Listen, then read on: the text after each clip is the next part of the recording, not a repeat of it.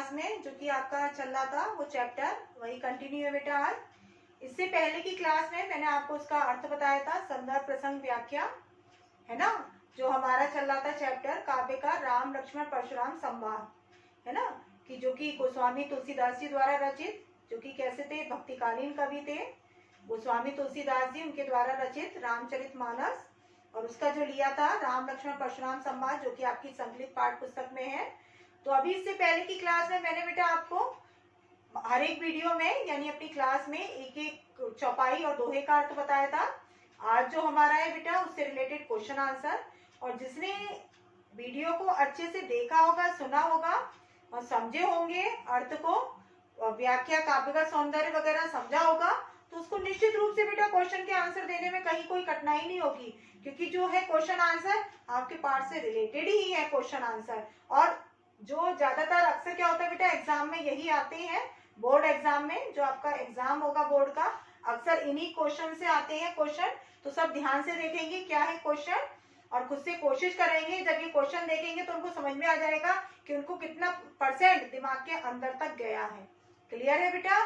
तो आप सब ध्यान से सुनेंगे और यही बेटा आपका क्या है, नोट्स भी है। इस बात को ध्यान देने, आप वीडियो को अच्छे से देखें, सुने, समझें और उनको अपनी बेटा ओन वर्ड्स में, अपने शब्दों में लिखने की कोशिश करें, क्योंकि यदि आप ऐसा नहीं करेंगे तो आपके लिए क्लिष्ट हो जाएगा। आप लोग सोचते हैं मैडम नोट्स दे दे, टीचर नोट्स, हम उसको केवल छाप लें, उससे बेटा कोई फायदा नहीं है। आप लोग वीडियो को अच्छे से देखें, सुने, समझें और उसके बाद बेटा लिखें। तो आपको, क्योंकि लिखने के बहुत फायदे हैं, एक तो लेखन शैली अच्छी होती है, दूसरा मात्रा संबंधी अशुद्धियां दूर होती हैं, तीसरा क्या है बेटा, आपकी स्पीड बनती है। और जो मेन कारण है, मुख्य कारण, कि जब आप बोलकर लिखते हो तो वो आपके अंदर स्थायी रूप से बैठ जाता है, आपकी वही तैयारी भी हो जाती है।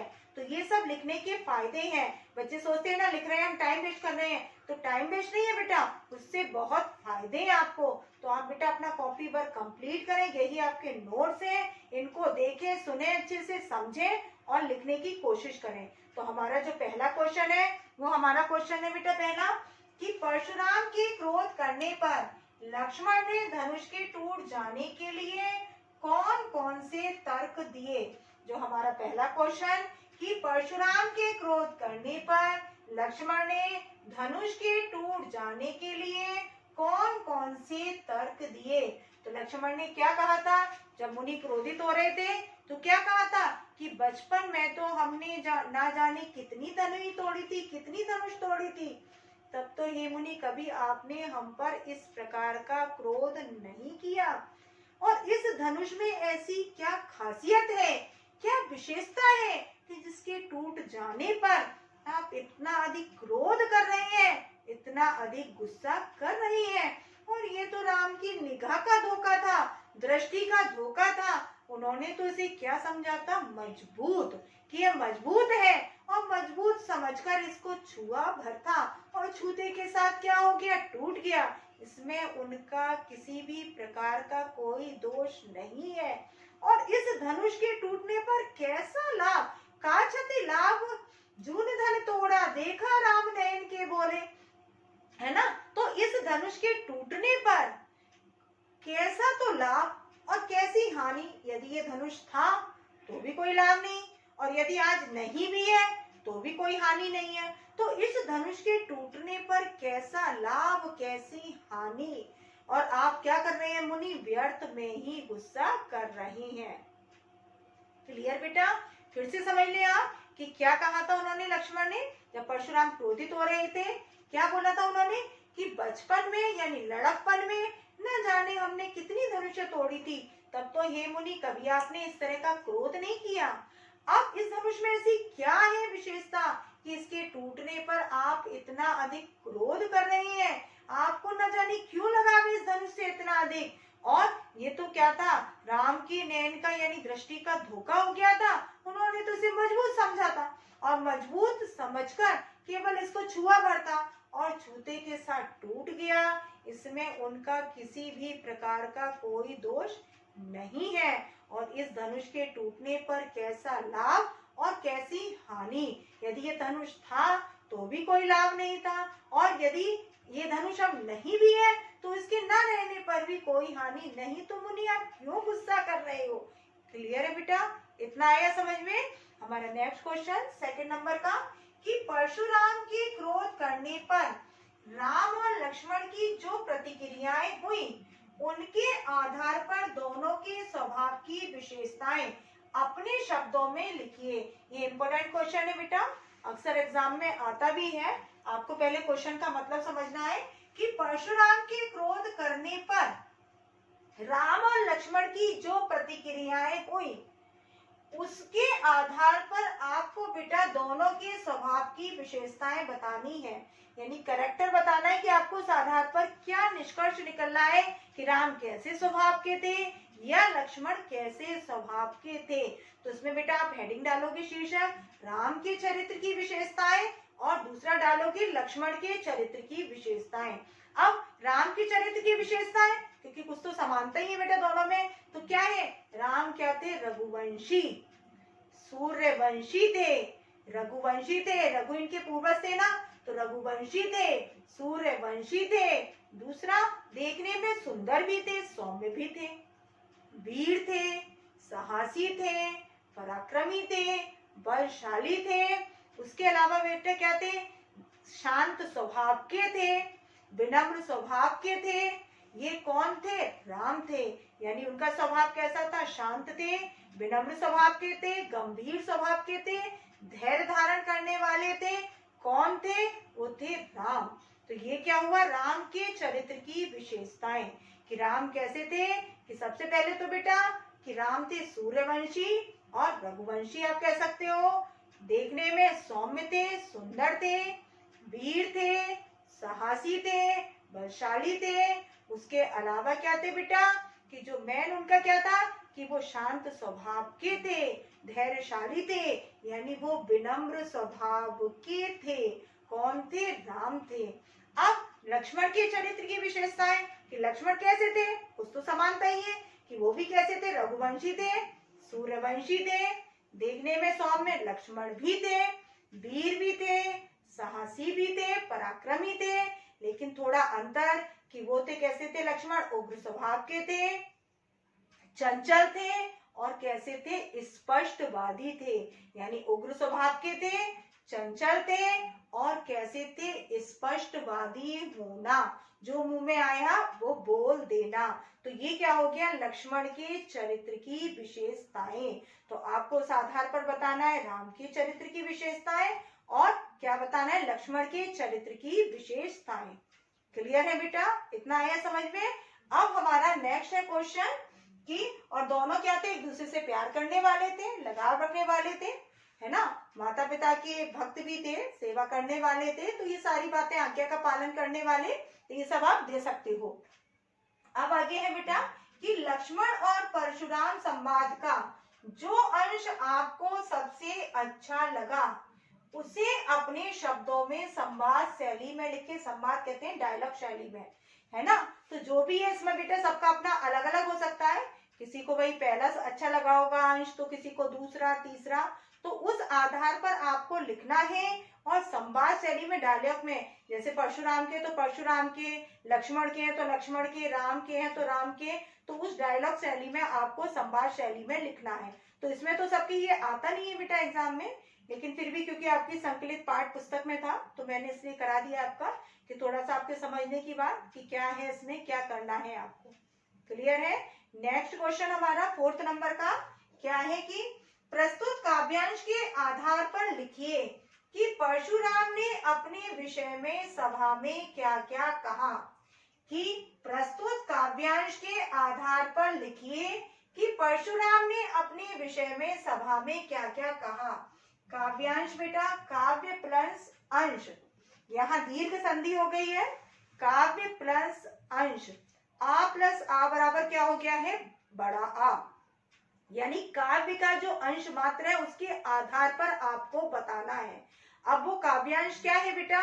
वो है आपका काव्यांश, ये पंक्तियां है आपकी काव्यांश कि बाल ब्रह्मचारी अति कोही, विश्व विदित क्षत्रिय कुल द्रोही, भुजबल भूमि भूप बिंदु कीनी, विपुल वही देवन दीनी, सहस्त्र बाहुभुज छेद निहारा, परसु बिलोक महीप कुमारा। अब इसके आधार पर बेटा आपको बताना है, क्या बताना है कि क्या कहा है उन्होंने, परशुराम ने अपने विषय में सभा में। तो आपको बताना है कि क्या क्या कहा है कि बाल ब्रह्मचारी अति कोही, कि मैं बचपन से ही क्या हूँ, बाल ब्रह्मचारी यानी ब्रह्मचर्य व्रत का पालन करने वाला। यदि उन्होंने विवाह नहीं किया था यानी वो क्या थे, ब्रह्मचर्य व्रत का पालन करने वाले। तो वो अपनी विशेषता बता रहे हैं, अपने गुण को बता रहे हैं कि मैं बचपन से ही क्या था, बाल ब्रह्मचारी। अति कोही, अति माने अत्यंत और कोही माने क्रोधी स्वभाव का। एक तो बाल ब्रह्मचारी था, दूसरा अत्यंत क्रोधी स्वभाव का। विश्व विदित क्षत्रिय कुलद्रोही, और विश्व विदित है ये बात, सारे संसार में प्रसिद्ध है, सबको पता है ये संसार के लोगों को, क्षत्रिय कुलद्रोही, कि मैं क्षत्रियों का सबसे बड़ा द्रोही रहा हूँ, शत्रु रहा हूँ। ये बात संसार का पूरा संसार जानता है, इस बात को भली भांति जानता है। अब आगे क्या कह रहे हैं कि भुजबल भूमि भूप बिन कीनी, भुजबल माने भुजाओं के बल पर, कि मैंने अपनी भुजाओं के बल पर क्या किया था, भूमि माने भूमि को, और भूप बिनु कीना, भूप माने राजाओं से रहित कर दिया, कि मैंने अपनी भुजा के बल पर इस पृथ्वी को कई बार राजाओं से रहित कर दिया। और विपुल बार महिदेवन दीनी, विपुल बार अनेकों बार, महिदेवन माने ब्राह्मणों को, दीनी माने दीदी, यानी किसका आधिपत्य स्थापित करा दिया, ब्राह्मणों का। किससे लेकर, राजाओं से जीत कर, और किसको दे दी दान में, ब्राह्मणों को।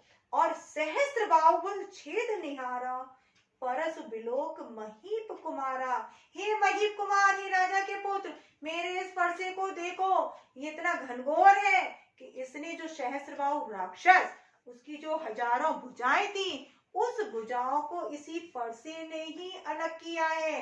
तो तुम इसकी शक्ति को जान लो, समझ लो।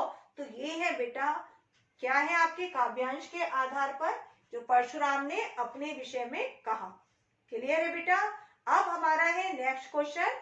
नेक्स्ट क्वेश्चन क्या है बेटा, लक्ष्मण ने वीर योद्धा की क्या क्या विशेषताएं बताई हैं।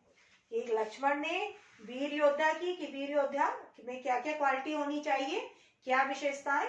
तो वीर योद्धा के बारे में लक्ष्मण ने क्या बताया था कि जो क्या होते हैं वीर योद्धा, वो युद्ध भूमि में अपनी करनी करके दिखाते हैं, अपने गुणों का बखान नहीं करते, और युद्ध भूमि में शत्रु को उपस्थित देखकर कायर ही अपने गुणों का बखान करते हैं। जो वीर योद्धा होता है वो अपनी वीरता का, अपने युद्ध कौशल का प्रदर्शन करके दिखाता है। क्यों? क्योंकि उसके अपने गुणों का बखान करने की उसे आवश्यकता नहीं है, वो तो जब सामने करेगा तो सामने सबको दिखेगा ही। तो जो वीर योद्धा होता है वो बड़बोल नहीं बोलता, बड़बोल कौन बोलता है, कायर लोग। और जो वीर होते हैं वो युद्ध भूमि में जब शत्रु को अपने सामने उपस्थित देखते हैं तो अपने गुण का, अपने पराक्रम, अपने प्रताप के बारे में बखान नहीं करते, बल्कि युद्ध भूमि में युद्ध करके दिखाते हैं, उसका प्रदर्शन करके दिखाते हैं। और जो कायर होते हैं वही क्या करते हैं, अपने गुणों का बखान करते हैं। तो ये लक्ष्मण ने क्या बताया है, वीर योद्धा के गुण। अब आगे है नेक्स्ट क्वेश्चन कि साहस और शक्ति के साथ विनम्रता हो तो बेहतर है।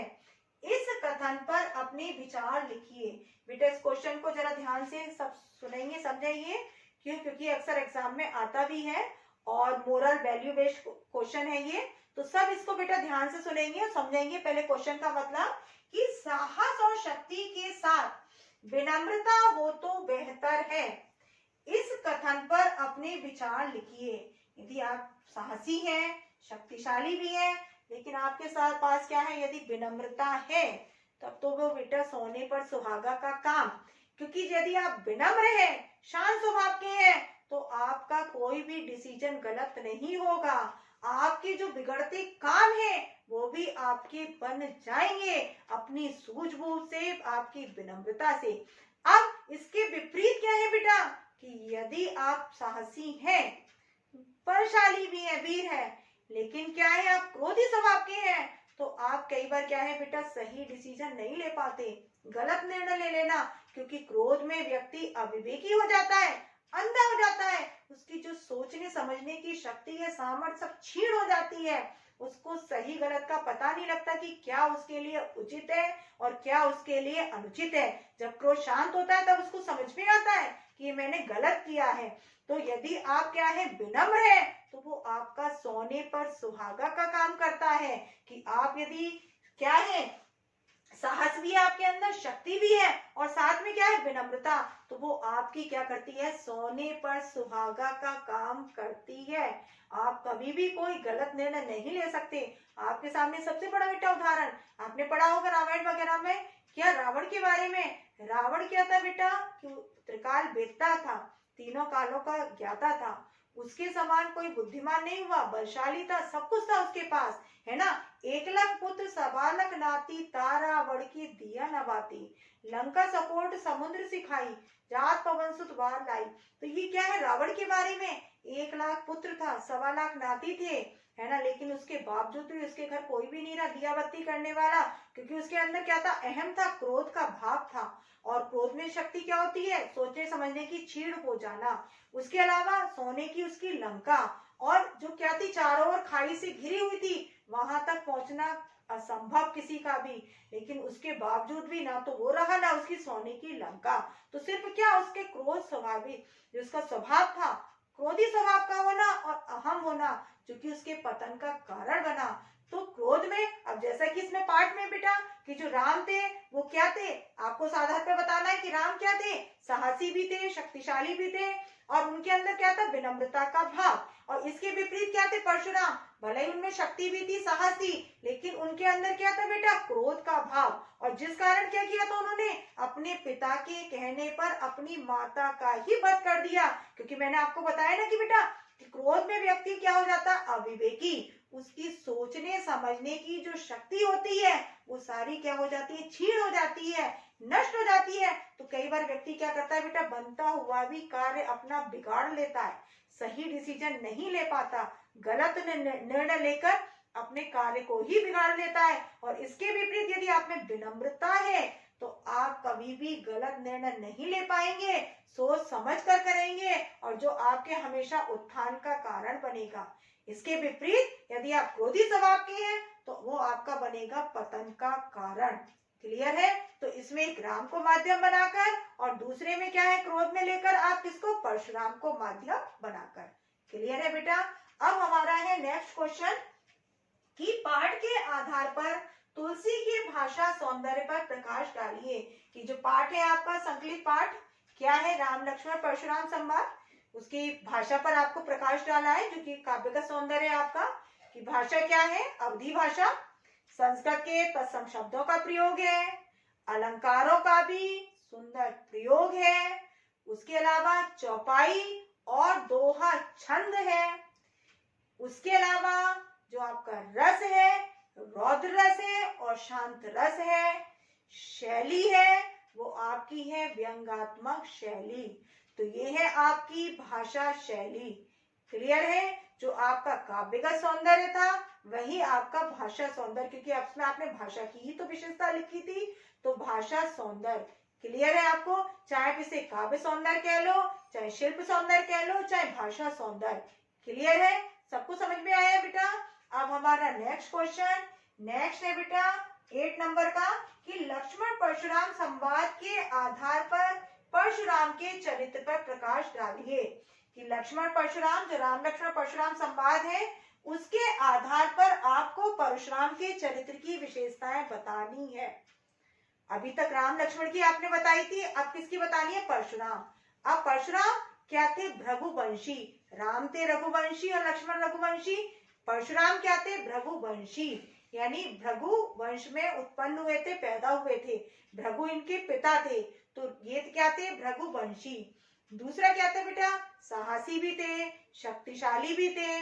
अब उसके अलावा क्या थे शिव जी के अनन्य भक्त भी थे, बाल ब्रह्मचारी भी थे, क्षत्रिय कुल के द्रोही भी थे, और उसके अलावा जो उनका मेन था गुण वो क्या था अत्यंत क्रोधी स्वभाव का होना। तो आप क्या लिखेंगे इसमें कि जो उनके चरित्र की विशेषताएं हैं कि सबसे पहले भृगुवंशी, यानी भृगुवंश में उत्पन्न हुए थे तो भृगुवंशी हो गए। दूसरे साहसी भी थे, शक्तिशाली थे। अब उसके अलावा क्या थे बेटा, साहसी शक्तिशाली के बाद ब्रह्मचारी भी थे, है ना, बचपन से ही ब्रह्मचर्य व्रत का पालन करने वाले थे तो ब्रह्मचारी भी थे। क्षत्रिय कुल के क्या थे, द्रोही भी थे। और उसके अलावा क्या थे, शिव जी के अनन्य भक्त भी थे। और साथ साथ कैसे थे, अत्यंत क्रोधी स्वभाव के। तो ये हो गई परशुराम के चरित्र की विशेषताएं। क्लियर है। अब आगे है बेटा उनका नेक्स्ट है, और अपने गुणों का बखान करने वाले, बड़बोल बोलने वाले, अपने गुणों की, क्योंकि पाठ के आधार पर आपको बताना है, तो अपने गुणों का बखान करने वाले भी थे। कौन थे, परशुराम।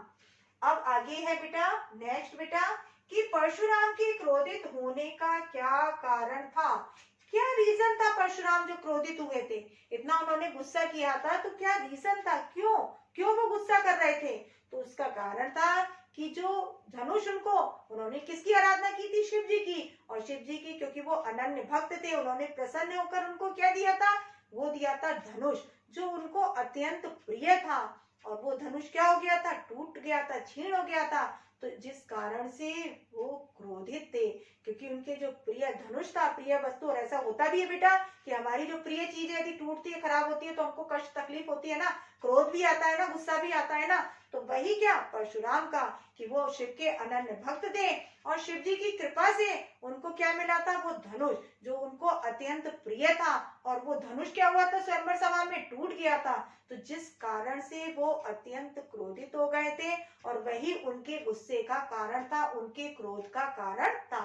अब हमारा नेक्स्ट बेटा क्वेश्चन है कि सूर्य समर करनी करई में प्रयुक्त अलंकार बताएं। अब तो आप लोग एक्सपर्ट हो गए होंगे, क्योंकि बीच बीच में सब में आपको अलंकार बताती भी जा रही थी।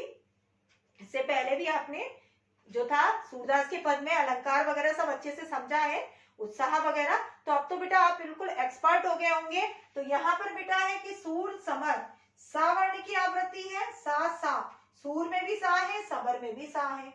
करनी करई में का वर्ण की आवृत्ति, का और का। तो जहां वर्णों की आवृत्ति हो, कौन सा अलंकार होता है, कौन सा होता है, खुद से ही आप लोग दे पा रहे होंगे, है ना। तो अनुप्रास अलंकार, क्योंकि अनुप्रास अलंकार में क्या होता है, वर्णों की आवृत्ति। तो यहाँ पर जो प्रयुक्त अलंकार है वो कौन सा है, अनुप्रास अलंकार। तो बेटा ये आज आपका चैप्टर कंप्लीट हो गया। सब बेटा अच्छे से देखो, वीडियो को सुनो, समझो, तो निश्चित रूप से आएगा बेटा समझ में। और कोई भी आ जाए, क्योंकि इसमें कई क्वेश्चन दिए बेटा कि आशय स्पष्ट करो, भाव स्पष्ट करो, है ना, भावार्थ लिखो। तो उसमें क्या है बेटा, लौट कर, क्योंकि मैंने आपको पूरा पढ़ा दिया है, हर एक चौपाई का अर्थ बताया है, हर एक दोहे का अर्थ बताया है, सब विस्तार। तो अब आपका बेटा कि मैं दो दो लाइनों का लेती कोई मतलब नहीं है। तो अब आपका जब अर्थ पूरे से तैयार है चैप्टर, तो कहीं से भी कोई क्वेश्चन आएगा तो आपको दिक्कत नहीं होगी। और जो आते हैं अक्सर यही आते हैं इस तरह के क्वेश्चन, इन्हीं को घुमाकर पूछ लिया जाता है बोर्ड एग्जाम में। तो आप बेटा इनको करो, इनकी प्रैक्टिस करो, और टू द पॉइंट लिखने की, क्योंकि दो दो नंबर के आते हैं, गद्य के भी 2 नंबर के आते हैं क्वेश्चन, और काव्य में भी। आप उसमें इधर उधर की बातें लिखने की कोशिश ना करो बेटा, बस टू द पॉइंट लिखो, जो मेन बातें हैं उसको लिखो। क्लियर है। तो आप अपना अच्छे से तैयार करो कि हमें इस क्वेश्चन के अंतर्गत क्या लिखना है। वीडियो को देखें, सुने, समझे और अपने नोट्स तैयार करें। तो नेक्स्ट क्लास लूंगी बेटा नेक्स्ट चैप्टर के साथ। तब तक के लिए बाय, टेक केयर, सब अपना ध्यान रखना।